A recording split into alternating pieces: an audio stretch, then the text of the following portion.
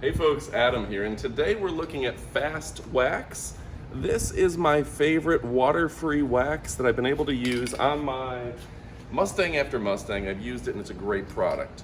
So it's a little more work than a just auto detailer, than most of your just spray-on auto detailers, but it's a lot less work than waxing, and honestly it gives the best shine and best like almost liquidy finish, like wet look finish of anything I've used so far.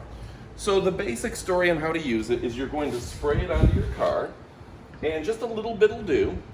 And then you're going to take terry cloth and you're just going to put it in kind of in circles like you would with wax. I did the entire half of the car and let it dry. Then I followed up with a microfiber cloth. We'll do an overlay and show you that. And just kind of polished it off. So the liquid shine, if you want to go ahead and get up close, is really, really nice. With a white car, you don't get quite the glare and gloss that you would with black, but this really comes out nicely and it's very smooth and silky to the touch.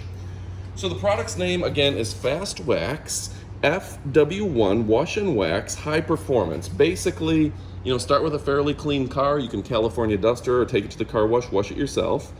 It removes tar, dirt, bugs, tree sap, and more.